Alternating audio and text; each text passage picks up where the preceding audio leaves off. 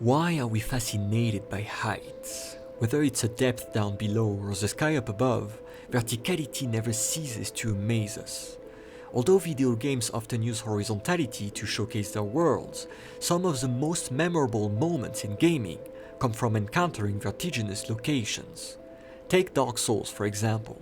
The game offers a rare and profound experience when, at the far end of the New Londo ruins, we come across a spiral staircase. There, the set of stairs we descend seems to stretch on endlessly until it stops, leaving only the darkness below. To proceed further, we must jump into this void and toward the abyss. That jump is the most frightening part of Dark Souls to me, because it's so different from how we explore games' worlds, where we typically walk toward landscapes we see from afar, rather than plunging deep down into the unknown. Verticality is essential because it changes our relationship with the game's space. Nowadays, our engagement with games' worlds is overly focused on horizontality. Catchphrases like, "You see this? You can go there," or "That mountain is not just a backdrop, you can walk all the way to the top of that mountain," reflect a tragic reality in which horizontality dominates.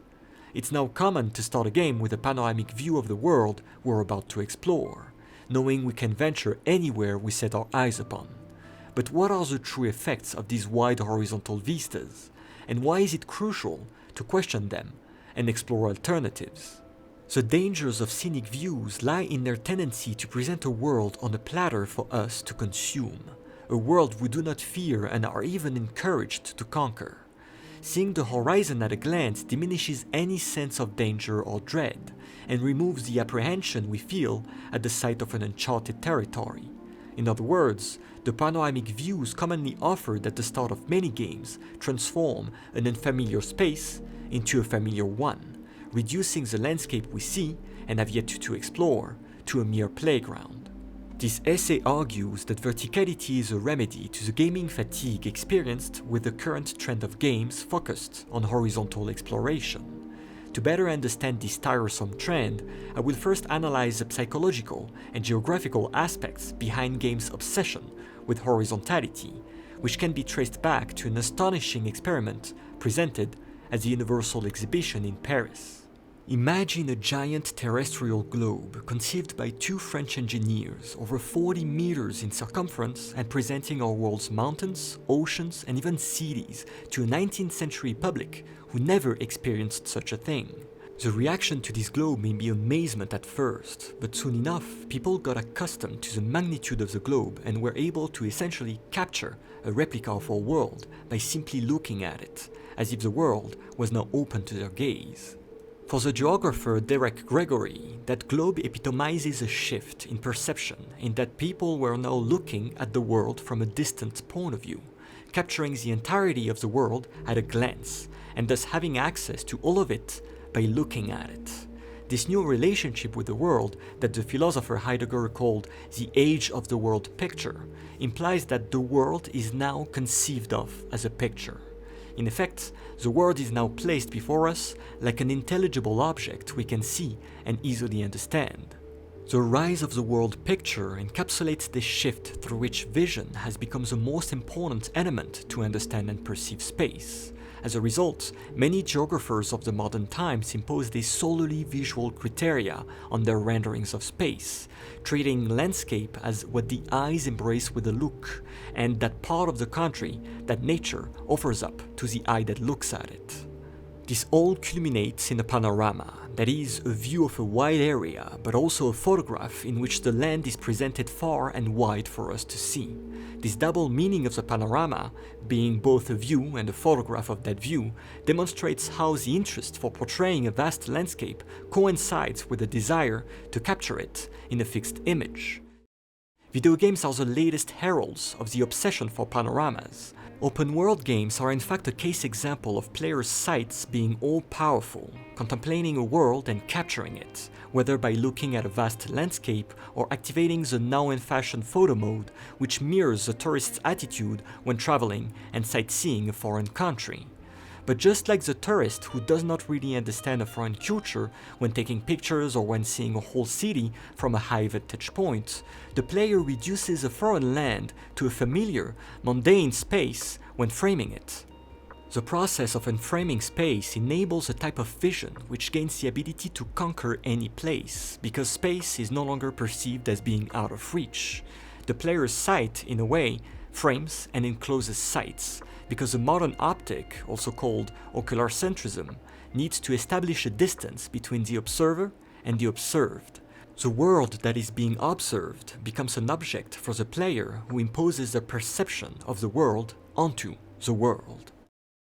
Gone then is a sense of mystery or unfamiliarity, cast away to the benefit of a playground which accommodates all powerful players who strive to conquer the land.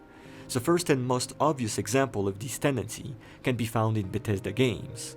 All of them display a beautiful landscape to the player right after completing the tutorial and facing the game's world for the first time. The design behind Skyrim and other Bethesda games aims to offer players the ability to do anything they wish to, resulting in the world being presented in a specific way to fit that design. To put it differently, the horizontal vistas of these games reflect their horizontal progression through which nothing is really challenging, and the player can go anywhere, anytime, and breeze through any challenges. The survival modes of Fallout 4, Skyrim, and Fallout New Vegas are arguably the best way to experience a semblance of danger when exploring these games' locations. This is not to say that Bethesda games do not contain strong level design using verticality. They do at times, and they do it very well, but their overall design caters to horizontality, which is even more apparent in Starfield, where players walk on empty planets with barely any interesting topographies. The mostly flat landscapes we see contribute to the disinterest we have regarding the world we're exploring. Horizontality, if overrepresented in most games, can lead to fatigue and shadowness. Such is the case with Just Cause, which is a solid video game series whose design revolves around having a panoramic sight at all times to offer a maximum number of options for the player who can traverse and move around the world with ease. The amount of time we spend in the air is impressive, and demonstrates how the gameplay focuses on providing a view of the environment which invites its manipulation by the player. We saw this trend getting more and more repetitive with games such as Prototype or Crackdown, and even with most, if not all, superhero games, which present their worlds as nothing more than objects we can manipulate. The Assassin's Creed series also belongs to this category, since it attracts players who wish to see beautiful landscapes from high vantage points, and who like to navigate urban environments with ease. It's worth noting that the presence of a Discovery Tour, which is more or less a tourist mode in which players can freely roam the world without getting attacked, is a natural evolution of the trend in games to consider their worlds as touristic destinations for people to cruise as they please. Do not get me wrong though, if anything, I'm very glad to see that such a mode exists, especially since it also provides educational tools to help learn more about the places they present and their history. But we ought to question what the presence of a tourist mode means, and its implications regarding the relationship between the player and the digital world being framed.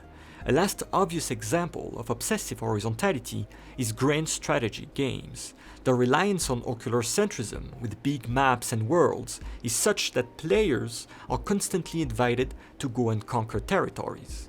The world is there waiting to be controlled, to be a playground we are about to model following our desires. The same can be said about base building games whose gameplay inherently require worlds to be offered up to the player's sights. In truth, there's nothing wrong with having games focused on horizontal experiences. The problem is that it's a common practice we got tired of years ago, because we need more verticality in both how we approach the world, but also how games are designed. To illustrate how powerful verticality can be when used well, we have to look at Cyberpunk 2077. The game opens with our character trying to enter Night City, which remains mysterious and barely visible even when we look at it from afar. The usual panoramic view we experience in most games fails here, to capture the essence of the city we're about to explore, because that city eludes us and is impossible to grasp. We can also see this when we attempt to cross the city's borders and run into some troubles the moment we do, which showcases how impenetrable this environment seems to be. What's more is that entering the city triggers a cutscene in which the character looks up at the skyscrapers, whose verticality overwhelms us and imbues the place with secrecy and inscrutability. Without a doubt, the allures of Night City reside in its absolute verticality, which represents a powerful entity we can barely fathom and against which we are powerless. For the philosopher and sociologist Henri Lefebvre, the arrogant verticality of skyscrapers comes from a need to convey an impression of authority on each spectator. Verticality and great heights have ever been the spatial expression of potentially violent power. Night City and its never-ending skyscrapers offer something rare in video games, a feeling of being overpowered by a world we can only abide by. In Cyberpunk, the verticality of corporate buildings allows players to feel crushed by the megacorporations that control society.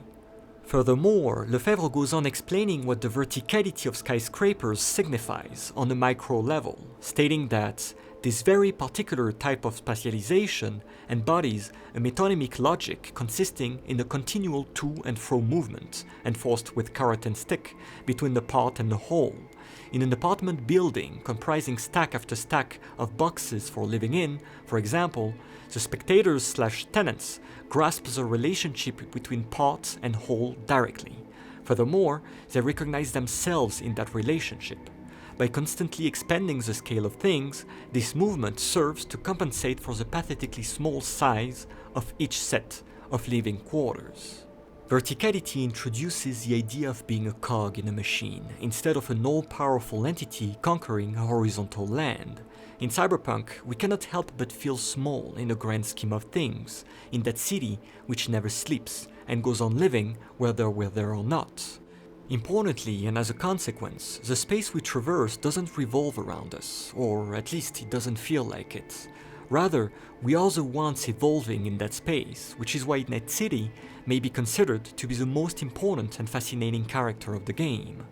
Some of the most memorable scenes from Cyberpunk take place in the highest skyscrapers. The reason behind this choice has to do with the fact that with higher heights come higher stakes. The game's narration relies on verticality as a metaphorical tool through which the story can plant in a player's mind the feeling of being invincible, on top of the world, or in reverse, the feeling of being powerless and defeated when going down. Accordingly, we see how verticality serves both the level and narrative designs to great effect. Speaking of evil corporations, Final Fantasy VII brings yet another fascinating take on verticality by containing a long-winded ascension to the top of the Shinra Tower, a brilliant sequence that shows the player how vast and powerful Shinra is.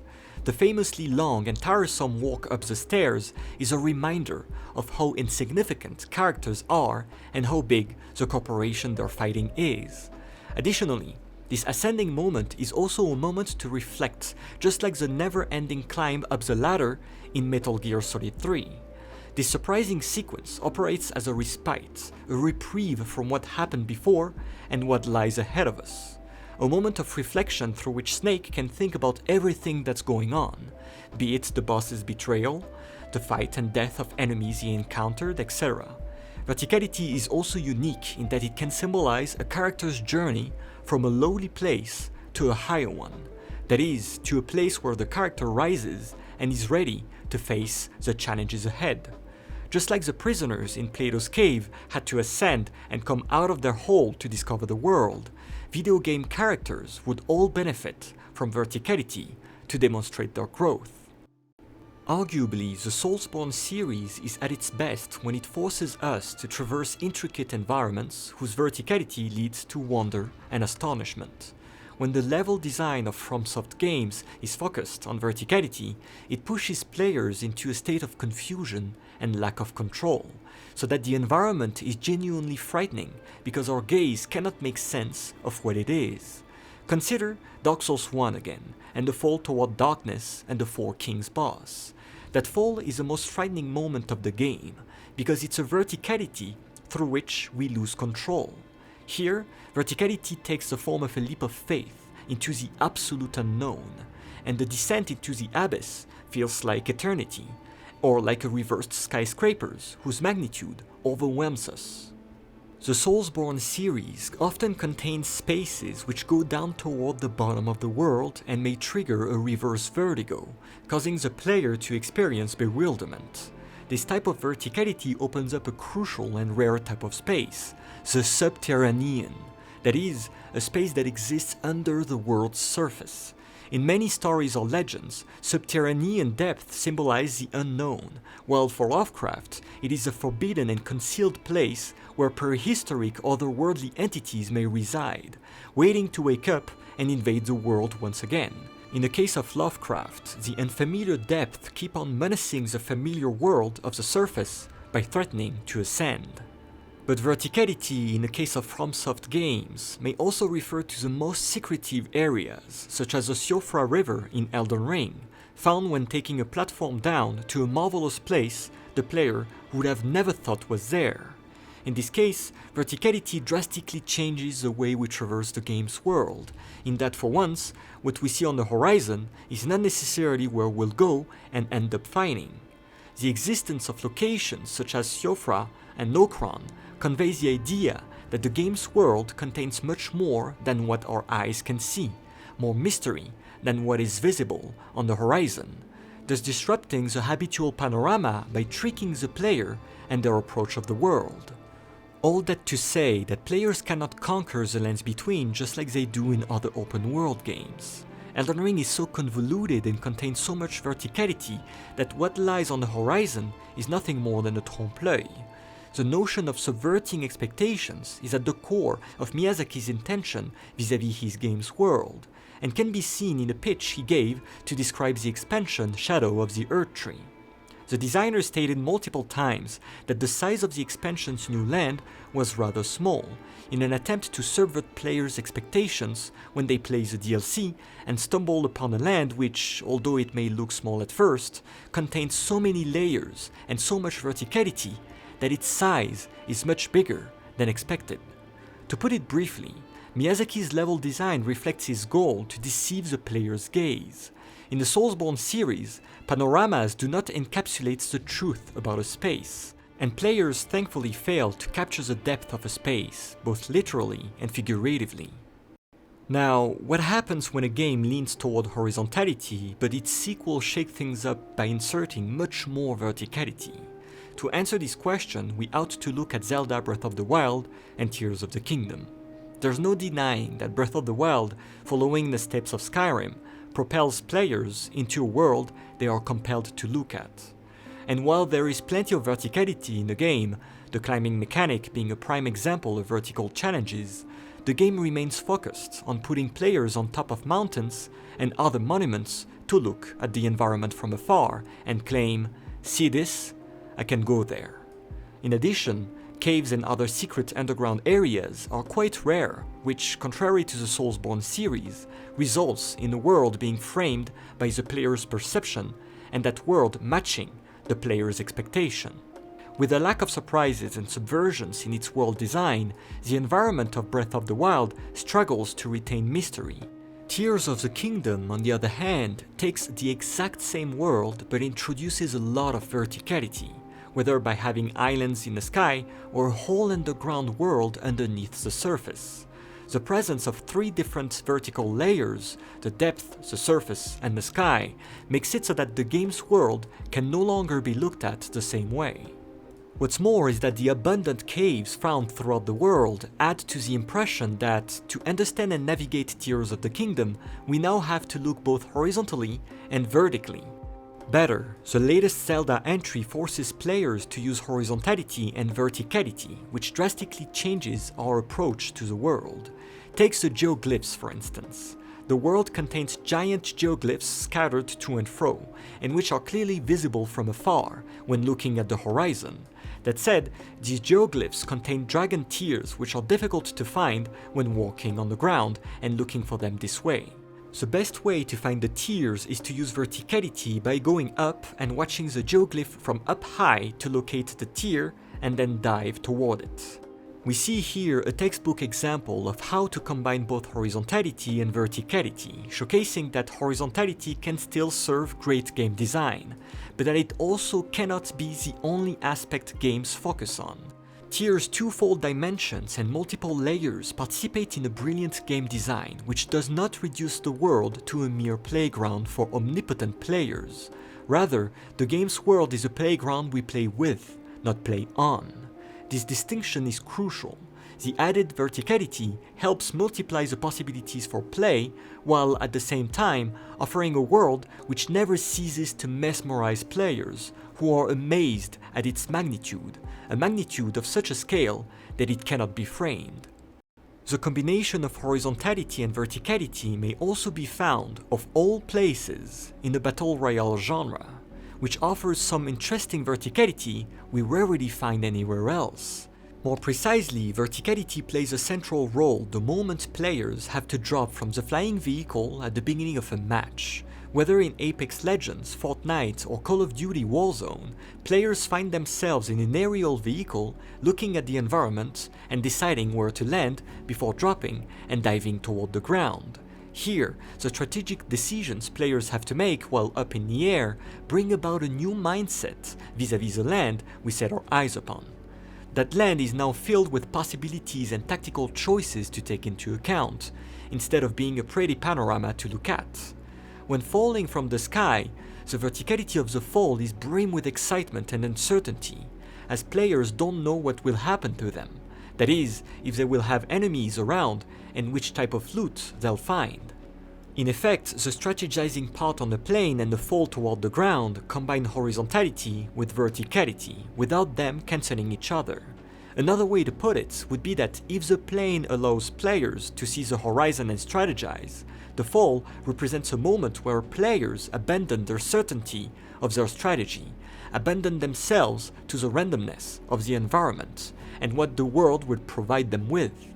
Whether we like Battle Royale or not, we cannot deny that such a combination works wonders, and that it combines the best of both worlds. Once again, and just like in Tears of the Kingdom, we have a case example of horizontality and verticality working together. Moreover, verticality remains preponderant in Battle Royale even after the fall. In Apex Legends, jump towers help players ascend fast by flying them to the top of the tower and in the sky, where they will be able to redeploy their jetpacks and dive toward the ground again. In Fortnite, the structures players build lead to some interesting verticality where players can jump on each other from up top instead of a dull face-to-face on uneven ground. Verticality in sum offers thrills, that is, it offers a dynamism which spices up encounters tenfold. In his famous book Journey to the Center of the Earth, Jules Verne describes a group of adventurers who descend toward the bowels of the Earth in an attempt to reach the center of our planet. The story belongs to a weird and interesting genre, subterranean fiction, which aims to unveil what lies underneath the Earth, what lies underneath the ground we walk on every day. The fascination for the underground is understandable. Verticality is that which we do not have access to, that which remains unattainable. The horizon, on the other hand, has lost any and all traces of mystery for us. Whether it is the deepest caves or the bottom of oceans, humankind remains puzzled and unable to discover what resides downward. When we look at the sky or even space itself, we stumble upon a kind of transcendence, something awe-inspiring far above our understanding and reach. The center of the Earth recalls something similar, something we have yet to fully understand or explore. These statements are vital to make sense of the fascination and need we have for verticality, even more so when we traverse a world which has lost its appeal and secrecy. The Spelunky series or Noida both illustrate the fact that descending down and down towards the center of a world is compelling and an ideal way to implement countless secrets for players to find. The choice to center gameplay around descending deeper into the ground is no coincidence. The verticality we experience is a perfect recipient of mystery. Down we go then, with Jules Verne, in the bowels of the Earth, where the explorers find the most puzzling thing. An ocean. An ocean there, in the deepest part of the Earth.